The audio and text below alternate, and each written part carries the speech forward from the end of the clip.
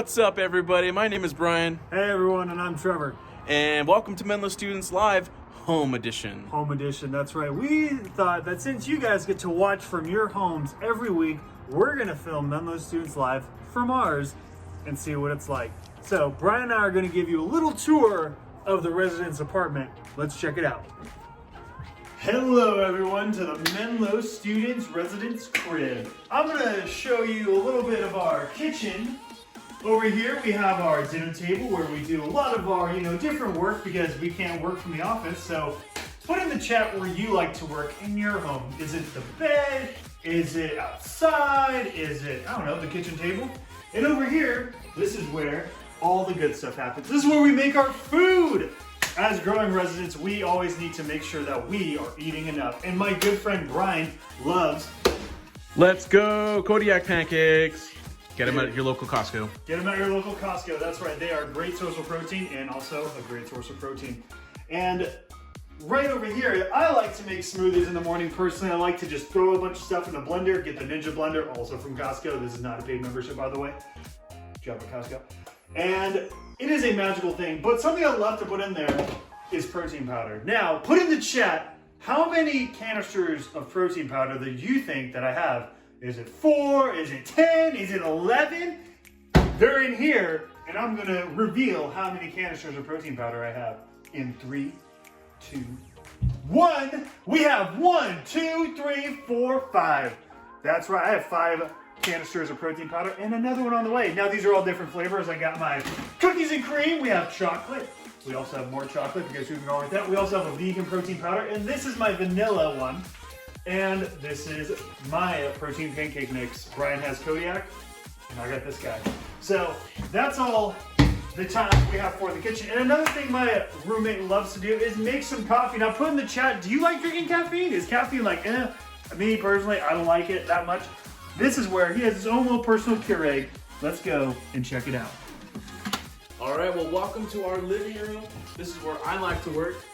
These are all my books that I like to read. Can you tell I like reading? Lots of highlighters, lots of pens, it's a good time. And then when I want to take a break from work, I got my guitar right over here. Type in the chat if you have any activities or any hobbies that you like to do during the quarantine season. This is mine. And Trevor likes to work out over here, right, Trev? That's right. Been doing curls this entire time. All right, well, that was a tour of our apartment. Type in the chat where you're tuning into Menlo Students Live. Yep, that's right. You know, Brian, Valentine's Day is coming up, and I can only try to forget all the bad dating advice and only try to remember all the good dating advice. Have you been given dating advice before? I have. Yeah, it's hard to discern what the do's and don'ts of dating. It's such a tricky thing.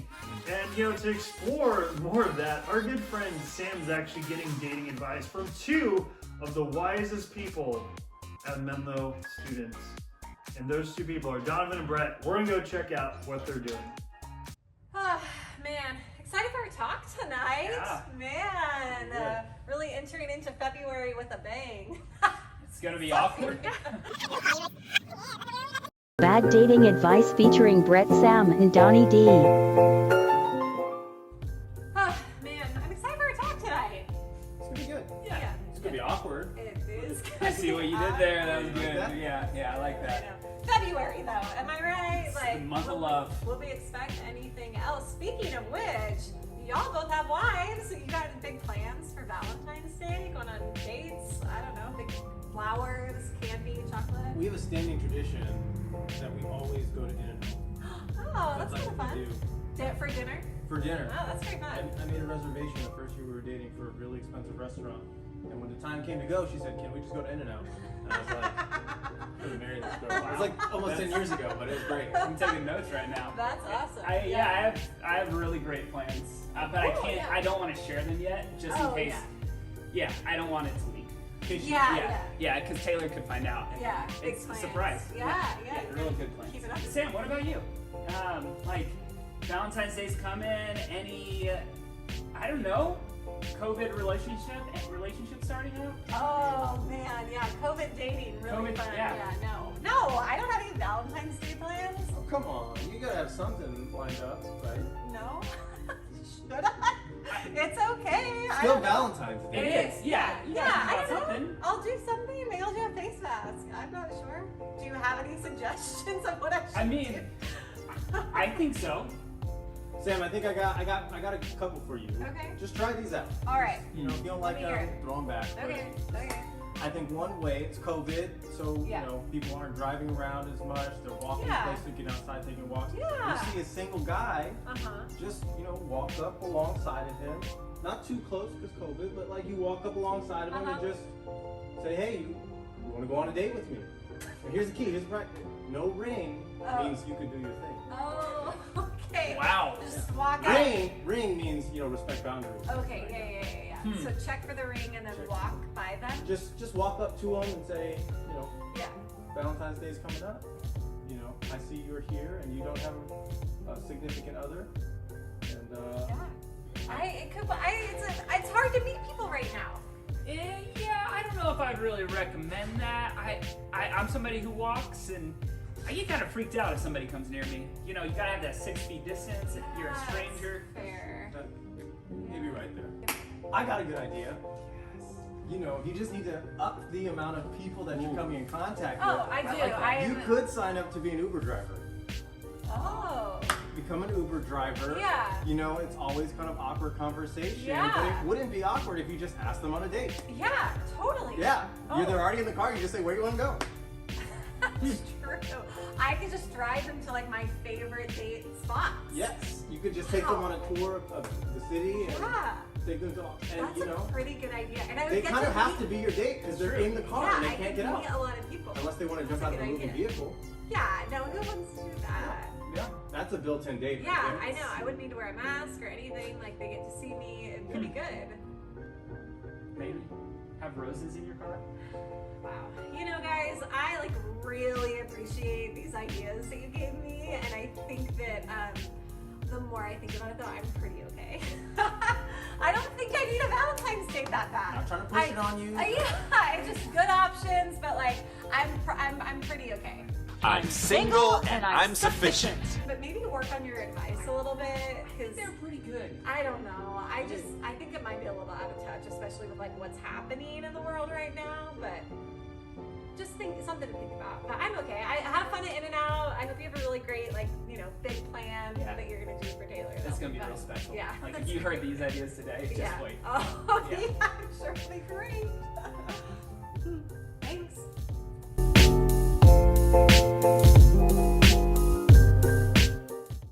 Hey everyone, and welcome back. Wow, that was a video. That's awkward. That was an awkward video. Yeah, Sam was getting some advice from Brett and Donavan, and put in the chat below who you think gave the best advice. What advice stood out to you? I really appreciate what Donavan and Brett always have to say about the Bible. Totally. And I'll listen to them on those, but I don't know if I'm going to be taking dating advice from them personally. No, I don't think I would. Yeah, but speaking of the Bible, Brian, we have a little game for our audience. Do you want to tell them what that game is? That's right. We're going to play a game called Lamentations or Taylor Swift. My good friend Trevor here is going to read some lyrics, and you're going to type in the chat and tell us whether it's from the book of Lamentations or if it's from Taylor Swift. Let's get started. Yeah, and he's going to be playing guitar because I can't. Because he's really good. Let's go. Here we go.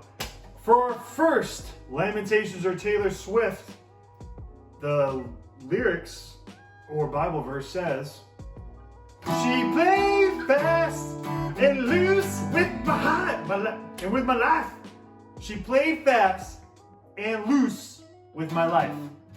She played fast and loose with my life." Put in the chat below, is that a Taylor Swift lyric or is it a Bible verse from Lamentations? Brian, what do you think? Sounds like Taylor Swift. She played fast and loose with life. She played fast and loose with life. I'm gonna go Bible verse. I feel like that's something Jesus would say. Let's see it. Just kidding. Jesus wasn't in Lamentations anyway. And it is Lamentations, chapter 1, verse 9. So if you put Lamentations in the chat, good job. Hey, it's okay. We're going to learn more about the Bible and Taylor Swift tonight.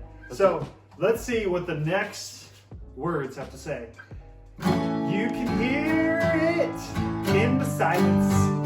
You can hear it in the silence. You can hear it in the silence. So what do you think that is? Is that a Bible verse, is that Lamentations, or is that T to the Swizzle, Taylor Swift? Trev, what do you think it is? You can hear it in the silence. That sounds poetic almost. I'm gonna go with Taylor Swift though. Ooh, Yeah, I'm gonna say Lamentations. You can hear God in the silence. I see some. Yeah, I see something there. There's some. I do too. I hear what you're saying. But Straight up. I'm gonna give it to my friend T Swizzle, and it is Taylor Swift. You are in love. So you put Taylor Swift in the chat. You got it right. You put Lamentations. You were wrong. So we're gonna go to our next song. It's okay, Brian. That's cool. 2 for 2. You're 0 for 2. But hey, remember the goat video? He won the goat video. That's basically That's true. That's true. Yeah, That's everything goes around. So ready? Yep. But here are the next lyrics, everyone. I'm gonna try to sing this well. Ever seen pain like my pain? Seen what he did to me. He plays really good guitar. I sing okay. Ever seen pain like my pain? Seen what he did to me. Ever seen pain like my pain? Seen what he did to me? They're good lyrics nonetheless. They're pretty good lyrics. If in the Bible or Taylor Swift. Yeah, I mean, there are lyrics in the Bible, fun fact. So, this is a hard one. Put in the chat, you think, ever seen pain like my pain? Yeah. Seen what he did to me? Yep. I'm gonna go with Taylor Swift. I'm gonna go T Swizzle. You know what? I'm gonna follow you there. I'm gonna say Okay. Taylor Swift. well, let's see, is it Taylor Swift or Lamentations? And it is Lamentations. We were both 0 for 3 here, Trev. I don't know anything. 2 for 3. Well, we got one more in the chamber for you all, so let's check it out. Brian, Okay. I have faith in this one. Let's do this. Get. Oh boy. Here are the lyrics, everyone. I weep, buckets of tears. I weep, buckets of tears. Sounds like Bon Jovi. I weep buckets of tears. Buckets of tears. Yeah. I wish we had Lauren singing this. She does great. She's a great. Put in the chat. Shout out to Lauren. What do you think it is, though, guys? yeah, is it Lamentations or is it Taylor Swift? Was it Lamentations? I weep buckets of tears. That almost sounds like Lamentations. Kind of like I'm weeping buckets of Like tears. you're lamenting, Yeah, no. like lamenting, But Lamentations. Taylor Swift likes to lament them too. She likes to cry. Yes. We love you, Taylor Swift. We love you, Taylor Swift. If you're watching this, big fans. But yeah, we all cry. I hope I'm not 0 for 4 here. Taylor Swift. I'm gonna go Lamentations. My better. No, I'm gonna follow you, Brian. I'm gonna follow you. I'm gonna go Taylor Swift. We're going in on Taylor Swift. Taylor Swift. Put in the chat what you got. It was Lamentations, chapter 1, verse 16. I'm no good at this game. And we're I'm told. good. I got 50%. And we're the youth pastors. Oh man. Jeez. Well, and that was our fun game of Lamentations or Taylor Swift. Well, we hope that you got more points than both of us because, Totally. yeah, Taylor Swift and Lamentations is a fun game. And, maybe there might have been some awkward moments or might have been some funny moments, but, if you've been following along in our awkward series, then you have also probably been following along with our encouragement for you to read and engage with Scripture, as we have just found out that if we don't, remember Scripture, we think they're Taylor Swift lyrics. But, and that can be pretty awkward sometimes. But we have our good friend, Mountain View Mary, and she's going to walk through Romans chapter 12, verses 1 through 2, as we engage in remembering Scripture together. Handing it off to you, Mary. Hey Menlo students, there is no better way to get God's Word into our hearts and our minds than memorizing it. Once you've memorized God's words, they come up in the times that we need it most, and they become part of how we live. They become part of our daily life. So this month we're memorizing 2 verses, Romans 12, 1 and 2, that talk exactly about what we are discussing this month. That our whole bodies, how we live in them, what we do with them, it's all worship to God. He gave us these bodies to worship Him. Romans 12, 1 through 2 says, "Therefore I urge you, brothers and sisters, in view of God's mercy, to offer your bodies as a living sacrifice, holy and pleasing to God. This is your true and proper worship. Do not conform to the pattern of this world, but be transformed by the renewing of your mind. Then you will be able to test and approve what God's will is, his good, pleasing, and perfect will. So I invite you to memorize that this month, make that part of your daily routine, and make it part of your life. So right now I'm going to invite middle schoolers to stick around and hear from my good friend Juice more on this topic of sexual integrity. But if you're in high school, you're going to get a link in the chat, and you're going to follow that link on over to Brett, who's also going to be talking to you more on this topic. So I'll see you over there.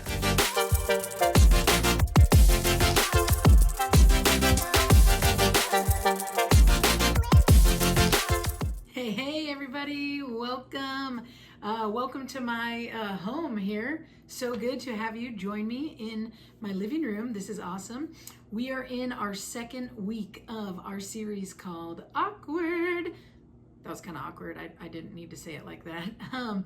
But we are talking about relationships and dating and sexual desires at church. So it's going to get a little awkward, and we know that. It's okay. We think you can handle it. And not just that, we think that it's good for us to talk about this, because whether you realize it or not, God cares about all of this stuff. He cares about you. He cares about me. He cares about what we care about. It's a lot of caring. It's beautiful. So if it's important to him, it's important to us. And no matter where you are right now with this stuff, when it comes to thinking or not thinking about dating and relationship things, this conversation actually is for you, because God's perfect plan for our lives is for all of us, right? We want to help you develop healthy and positive thoughts and behaviors when it comes to all of this now in middle school. This is going to be awesome. So, before we get this conversation off, I just want to tell you a story. It's pretty embarrassing, but I tend to do some pretty embarrassing and awkward things, so here it goes. When I was in middle school and high school, one would say I was pretty passionate about fitting in with my friends. And I know that sounds super normal, but most people want to fit in, but I was consumed by it. I tried looking like my friends by wearing clothes that they wore. I tried doing things, mimicking what they did to just think that they were cool or think that I was cool. And, I was trying to hang with all these popular kids and hang with all the fun kids so that people would think that I was cool too. And you know what else? I did this really interesting thing with my hair. My bangs specifically. It was like a rideable, surfable wave I did. And there might be a picture from the dark ages that shows up in a minute. But, I really wanted to fit in. I even let some really cute boy cheat off of me. I know, horrible. Sorry, parents, if you're listening. I totally did that. You should never do that. But I thought that would make him like me more. And whatever the trend was, that's what I was all about. I wanted to look cool in the eyes of my friends. So let's be honest here. As you hear me share, do you think that this was actually a passion or an obsession? And do you think that passion or obsession was healthy or unhealthy? Put it in the chat right now, or maybe it's over here. I'm not sure. It's one of these directions. Put it in the chat. It's okay. I'm pretty sure everyone agrees that it was unhealthy. But you know what? It didn't start out that way. It started out super normal. Most of the time, when you become friends with someone, it's because you have things in common with them. Maybe you play a sport with them, and maybe you have a class project with them, or something brought you guys together, and that's super normal, and that's how it started. But it turned when I was trying to mimic things that they were doing or look like them just for them to like me. That's when it got not great. It turned from a passion to an obsession. And hopefully you guys, hopefully everybody that's watching right now is passionate about something, right? Maybe because of shelter in place, you guys are just really passionate about getting outside. Maybe it could be as simple as getting outside, or maybe you're passionate about music or fashion or gaming or social media or watching other people do social media or gaming. I hear that's a thing. Like, you watch people play video games. I don't get it. Maybe you have a pet that you're super passionate about, like little Sparky or I don't have a pet named Sparky, but maybe you do. Maybe you're passionate about your sports or something on YouTube. I hear you can learn everything from how to play the piano to how to dance to how to do makeup. I mean, there's tons of things that you can do, right? Maybe you're passionate about band or art or theater or church or some cause, whatever it is. Everybody knows that you're super passionate about it because you talk about it a ton. You love it. It's your time, your energy, your effort. After all, you're passionate about it. And there's nothing wrong with being passionate about it, but when things go awry, when they become obsessions. So, how do you know if something is a passion or an obsession? That's a great question. You guys, thanks for asking. A passion is something that, you typically love and you have excitement for, and it doesn't cause you to ignore everything else in your life. It usually actually makes your life a little bit better. When you're passionate about soccer, you practice a ton and you work really hard and you want to be a good teammate. And maybe you're passionate about becoming a really great friend. And that's awesome because you spend time with your friends and you learn what they like and learn what they don't like. And, you can care for them in that way. But when it's time for you to focus like on schoolwork or you need to go to sleep, somebody might ask you to take a break, you actually do it. You step away from what you're focused on or what you're passionate about with no problem. Now, an obsession, on the other hand, it has a tendency to kind of take over our lives. It controls our thoughts. It motivates our actions. It's what we think about all the time. And that's because it actually impacts other areas of our lives, and not usually in good ways.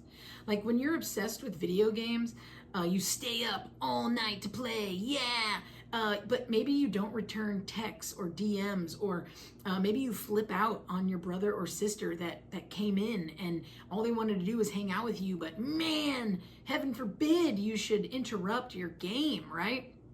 So things start to suffer in your life. Maybe your hygiene, maybe your sleep, maybe you don't spend time with anybody else because you're just always video gaming, right? I don't think that that's a word, video gaming, but you get it. Obsessions have a way of controlling us. They motivate us to do things that we wouldn't already be doing. So you ask another great question. What does this have to do with relationships, dating, sex? Oh, thank you so much for asking. I think you can easily become obsessed with the person you're dating. You talk about them all the time. Maybe you disobey your house rules because you want to talk to them later than you're supposed to. You spend time only with them. Maybe you're breaking rules, hurting friends, isolating yourself from other people. This is really controlling everything, every decision that you make. And you know what? You get so caught up in all of these desires and you start making decisions that aren't the best for your lives. And I get it. In this stage and phase of your life, things are changing a lot. And maybe a lot of you are becoming interested or curious in sexual stuff for the first time, maybe even in small ways. And if you're not, that's okay. That's okay too. But we still think it's important to talk about this because whether it's questions about dating or relationships or sexual desires, we want to help you navigate that with integrity. Integrity, if you remember from last week, is choosing to respond to the things that we feel, think, and desire in a way that respects ourselves, others, and God. It's responding in a healthy way that, doesn't allow an interest to become an obsession. And so tonight we are going to read part of a letter that Paul wrote to the church at Corinth. Paul wrote a ton of the Bible, and he wrote to these real people at a church in a town called Corinth. Now, the city of Corinth was a pretty interesting place. It was a little bit scandalous, if you will. It was known as a city where the people in the town prided themselves on doing whatever felt good. They were the type of people that would have said, yeah, if it feels good, do it. Who cares what happens, right? So Paul, this author, this writer of the Bible, he liked to spread the word about Jesus and what it meant to follow him. And so part of the way he did that was he wrote these letters to different Christians, different Christian groups, and he would encourage them and help them keep living God's best life for them. So let's check it out. He says, I have the right to do anything, but not everything is beneficial. I have the right to do anything, but I will not be mastered by anything. You say food is for the stomach and the stomach for food, but God will destroy them both. Paul says it twice. I have the right to do anything. Yeah, because that was common in Corinth, because that would catch their attention. It would open their eyes to something. And he uses food as an example to help us see this. And I don't know about you, I love food. Maybe you love food. Food is good. Food is a necessity for life. But if I'm eating food nonstop all day, that thing that gives me life would actually start to take my life away. Now, put in the chat what you love. I love dark chocolate, and I love apple fritters, and I love funfetti cupcakes. Oh. However, if I ate all of those all of the time, it would not be good for me. It would be awesome for a moment. It would be great if it was every so often, but not all day, every day for a month. It'd probably be really hard to fit into my pants, and my knees and my ankles and everything that already hurt because I'm getting older would hurt a little bit more because I'm getting heavier and heavier. Paul reminds us that we need to be wise about how we use that freedom. And I think it's especially important when we're talking about things like dating, sex, and our desires. Because soon you're going to have the opportunity to date. Soon you'll have the opportunity, if you don't already, to watch PG-13 movies, or to have that social media platform you've been dying to have, or to look things up online, or maybe even start a physical relationship with, like, holding hands or kissing or something. Woo! Maybe you've already done these things. I don't know. These things are the things that you're going to have the opportunity to do. But when it comes to all this stuff, I think we just have to remember what Paul was getting at. He says, because you can do something doesn't mean you should. You might want to do something, we might have the freedom to do it, but it doesn't mean that it's the best thing for us. Paul goes on and he follows his example of food by moving and talking into something a little more important about sex and what was going on in their community. This is what he says. He says, the body is not meant for sexual immorality, but for the Lord, and the Lord for the body. By his power, God raised the Lord from the dead, and he will raise us also. Do you not know that your bodies are members of Christ himself? You guys, relationships are a natural and healthy part of life. But with everything, when a desire becomes an obsession, that healthy thing can begin to have a negative effect. Notice at the end of that scripture, it's Paul asks the question, and he shifts our focus to why this matters. He says, do you not know that your bodies are members of Christ? He's basically bringing it, back to the bigger picture. He's saying, when we decide to follow Jesus, Jesus's spirit is inside of us. It's not like me over here and Jesus over here and we do things independently. Like, no, Jesus is in me, and everything that we do is Jesus and me together.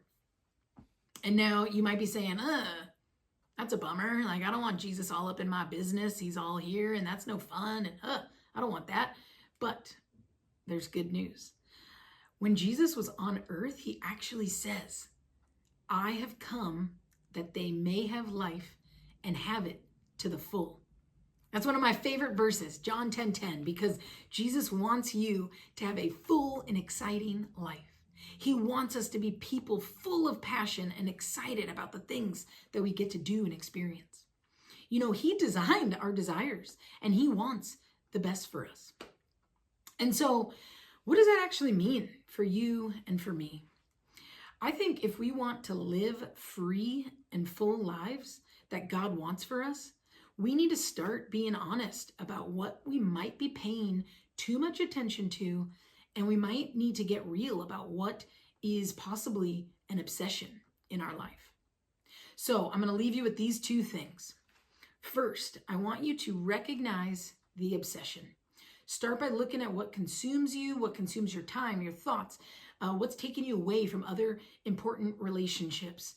If it's doing that, it's probably an obsession. And then two, so first you recognize it. Two, you create boundaries. After you've recognized it, the next step is to find some balance in your life by creating boundaries. Maybe you can start by talking to a trusted adult, a parent, a guardian, a life group leader. They can help you. They can help you. And you might have to make some tough decisions. You might need to limit your screen time, or you might need to put certain controls on your phone. But as hard as that might be, you're going to get back the freedom to make healthier, wiser choices. And it'll feel better than you actually think. And so some of this might be really hard for you to do, to talk to someone. And let's just name that awkwardness. If it's not awkward enough talking about, sexual desires, let's bring somebody else into the mix, right? Let's bring someone else in. And maybe it's going to be really hard, but you can do it. And it's going to take courage. And I think that maybe you have thoughts like, oh, nobody else struggles with what I struggle with, or nobody else knows what I'm going through, yada, yada, yada. No, these trusted adults would love it if you came to them and asked them some questions. You don't have to think, they're not going to think it's weird, that you don't have to be embarrassed. We would love, any trusted adult would love to talk to you about these things. And so the bottom line tonight, you guys, is that God cares about what we do with our thoughts and our desires. And he wants us to guard ourselves from letting our interests and our passions become obsessions. And when it comes to sexual things, he wants us to remember that even though we can do something, it doesn't mean that it's his best for us. I hope you know that tonight, as many times as I said the word sexual desires, that's pretty awkward. I said it over and over and over in this message. It was worth it. It was worth it because I think having conversations like this help us take a step forward toward what God's best is for us in our lives, including our desires.